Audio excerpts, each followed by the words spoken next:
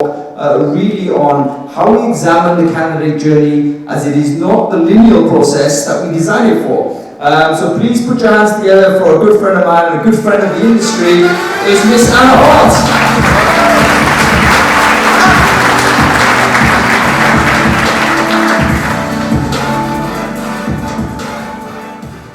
Thank you so much, Hung. Thank you.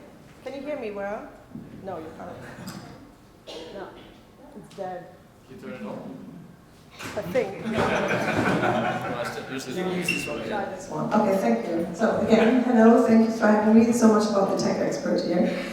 Indeed, my talk will be a bit different than yours, although I enjoyed it a lot, not because of, but also because of Gay's video. So I think it feeds well into what Gay ended with, understanding people better. And on the back of my 20 years in HR, and specifically in tech companies, I'm now an advisor, and this year I was fortunate that one of my clients forced me to really dig into research, psychological research about job-seeking behavior. A book, if anyone is still looking for gifts for either themselves or bosses. It's a 632 pages long Oxford Handbook of Job Search and Job Loss. If you don't want to read it, find me later by the bar. I can tell you everything about it. So basically what I want to share with you, and mostly I come with questions, not answers. I think these days questions are way more valuable than answers, specifically in the recruitment space, is what you already know is that everyone is talking about candidate experience, employee experience, or whatnot. Hands up if you are having that on top of your to-do list. Anything about candidate experience? Okay, this is what I expected. Exactly. How many of you are already fed up with the topic? That would have been a very short time, of course.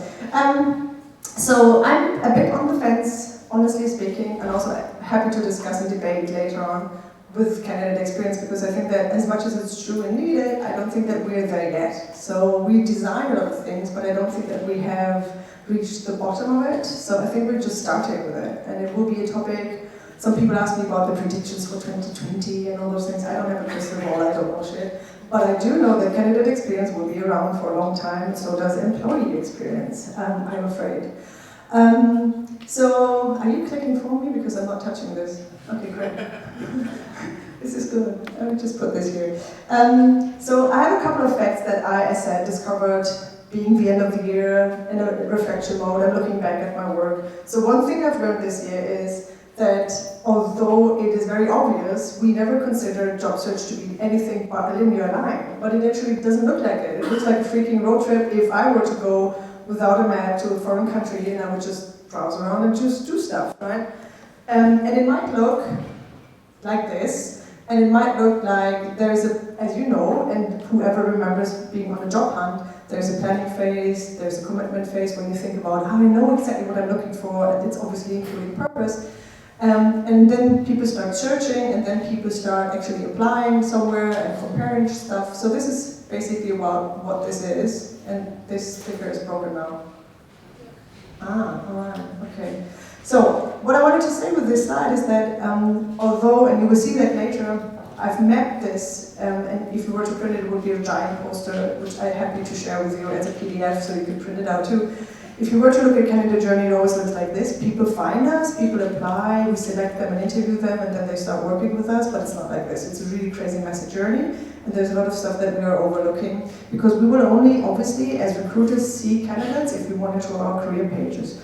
Show of hands, who does know how many visitors their career pages have a day or once a month? Who's tracking this? So this is not all of them. So next year, if I'm back, I hope that everyone does it, because I think it's really important to know how many people will check you out as a company.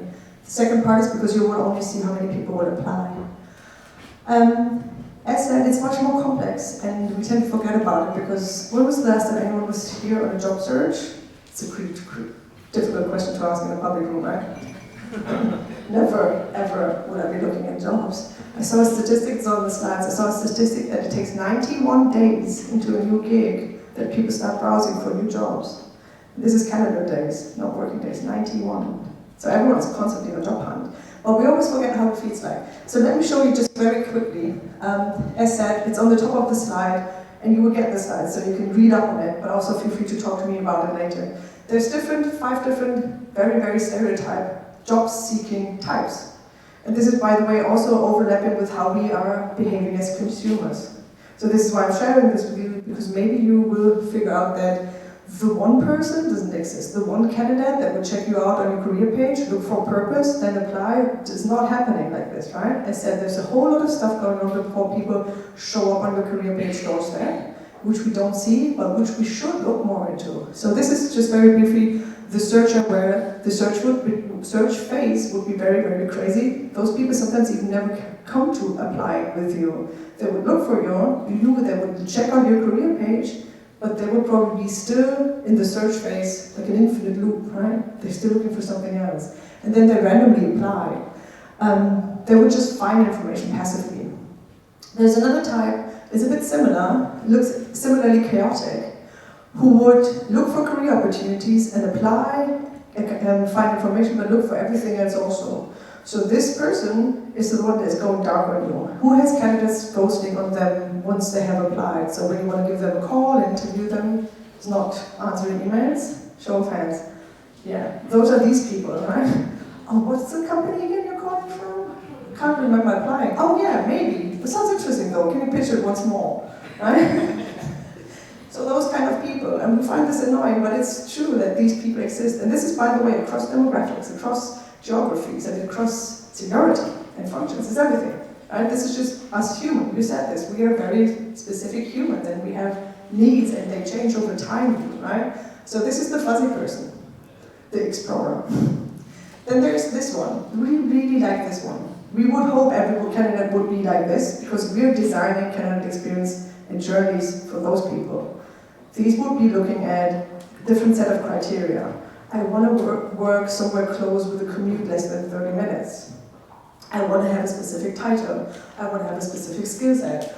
I want to work for a specific industry or whatever. So they have filters. They literally scratch off employer by employer if they apply to their filters or not. And then it's last man standing. Also means if they don't get any information about how you meet their criteria, they will bugger off. So if they are looking to maximize their salary, but they don't know anything about the salary that they can expect with you, they will go there where they can know about the salary, and if it's within the fit. Does it make sense? Kind of? Okay, it's early, I know that. That's fine. So this is the one that is focused and will probably apply with you and 3-4 other similar companies and similar job roles. And then you can go into a direct comparison. Then you can say, we have more purpose, or we have better and more crisp and funky offices, and this is why you should work for us, right? And then they will make a direct comparison. As said, this is the one that every recruiter loves, but it's not everyone out there. And there's also the one that is the most annoying person, maybe. That's the one that actually calls before applying. Just to make sure. I've read on your Glassdoor. Can you confirm? So, those kind of people, right? Because they're verifying. It's like my husband, when he buys a toaster for €40, he would research everything with tests, reports, and like, just go to the store. It's a freaking toaster, right? But no, haven't verified all the information yet. Haven't read TripAdvisor fully, so I can't book the restaurant. This person. We're very complimentary at my household, by the way. We do have a toaster, but I haven't bought it. I just use it. Anyways, these are the ones that also most often will try to maximize their careers and sometimes also apply for jobs that are very, very high in expectations, and they would also be the ones that would be really annoyed when you don't meet their expectations. So when you probably propose something in the interview, they will note this down and they will chase you for it. Alright, very, very complicated people to handle. Last one, I just want to skip. These are the ones that just look for something that's a job, pays the rent, 9 to 5, whatever. There's also some of those. By the way, I said this is also across generations. I know that there are some stigmas around people like me who are millennials or people who are following me, like Gen Z. And there's some great research on Gen Z demystifying also some of the perceptions that we might have. Totally hope that you will all read up on those people, because I said they're very part of the workforce now. So having said that there's different, and that if there's one takeaway from that part of my talk, is Just figure out how you want to redesign the journeys and the candidate experiences around your company, depending on what the kind of people out of those 5 archetypes you would probably want to have more of or less of, right? And this is something that is kind of depressing, is the fact that, also quoted by various studies, people who are going to find you through informal sources will be the ones that you would actually prefer, because they will retain with you longer, there will be a higher quality in performance, and they will be more engaged. Everyone loves engaged people since Gallup invented engagement. But this is that formal sources actually are a bit crap when it comes to high quality candidates, although we do everything around formal sources, but we should actually focus more on how we can create candidates coming from informal sources. Who has an employee referral program at her or his company? See, that's not even allowed, because you should definitely do more of those things, but also get in touch with silver medalists, boomerang hires, all those people, right? People that have been in touch with the build an ecosystem and a community. Hung always calls this build talent communities instead of just building talent pools or data dumps. I think that also in 2020, I would love to see more stuff coming out that is designed for the experience of a recruiter. As Hang said, we're kind of coming from that, but I don't think we've paid enough attention to it. And also, I think that we should design a bit more for hiring managers also. This is a very messy slide. You're not supposed to be able to read it, by the way. This is meant to be like this. I would just show you something that you might be seeing. On the bottom part is a survey I ran with recruiters about the pains and gains across the process that they have. So what does a recruiter want and when? Okay? You're still with me? Good. On the upper part, the bubbly, colorful part, is a very basic candidate journey. So from the left, the job is open, to right, someone is hired. And there's stuff in between, touch points, the moments that matter, right? What you also see is that there's these fuzzy green lines everywhere, and they don't match. And the whole takeaway of this slide, as said, this is the poster, happy to share this as a PDF so you can print it out and zoom in. What a recruiter wants is not in sync with what a candidate wants. Not in topics, but not in time also. Just very quickly zoom in, if the click allows me, is all the studies will say that a candidate wants closure as early as possible in the process. But as a recruiter, I have zero interest. If I send you a rejection on Friday, it doesn't matter to me if I send it on Wednesday or the week after, or it doesn't matter. But the candidate wants to move on, obviously because they're on some very different job search types, right? Just one example. They all want valuable feedback in person or on the phone. But I want to just send out emails, standard, no feedback. And as said, I think we need to look at more experiences. I'm going to fast speed through the last slides because Hans showed me 5 minutes.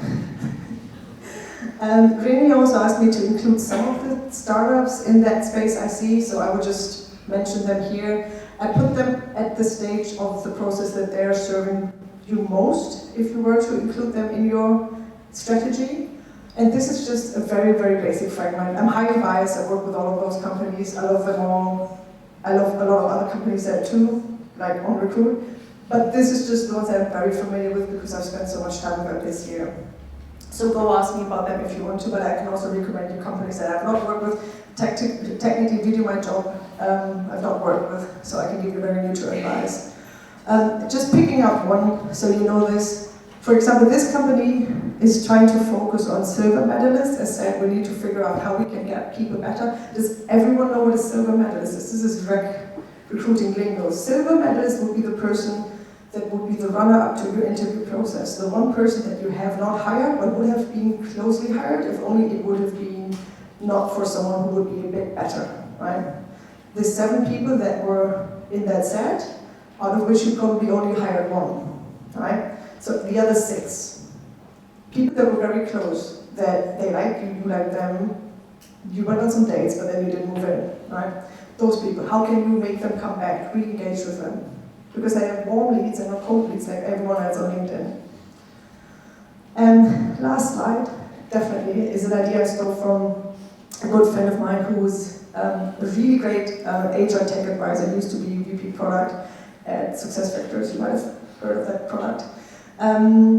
He always says that when you're building a tech stack around your recruiting or anything HR efforts, you can choose 2 of one of two paths, and this is either the sunflower or the daisy. What does it mean is, you either go for a very strong core, which would be something like a super ATS or a super HRIS, like a corporate big version, and then you figure out technology for a specifically candidate experience that you will add as little modules on top, little panels, right? Or you can go the other way and you will be more like a daisy where you say, I want to have a very small core system, but I want to have strong partners on top of it, things that, for example, sit on top of your ATS, strong modules like, for example, chatbots or video tools or analytic tools or whatever, that are equally important to your candidate experience. It doesn't matter which of your paths you're choosing, just make sure that you choose one, because obviously you can't change tech as often. But either or, all of this should be based on how you figure out where the candidate experience you want to serve to the people that are looking at you as a company, as an employer, and the way that you need to roll out and engage with them, that they will be attracted to you.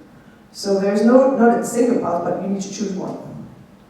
I think that's basically it. Am I okay with the time?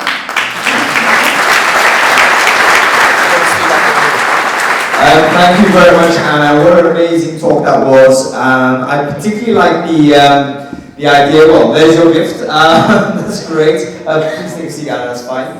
I particularly like the idea of having like these archetypes of candidates. And is it possible to kind of vary your recruiting process according to the archetype? Really very interesting.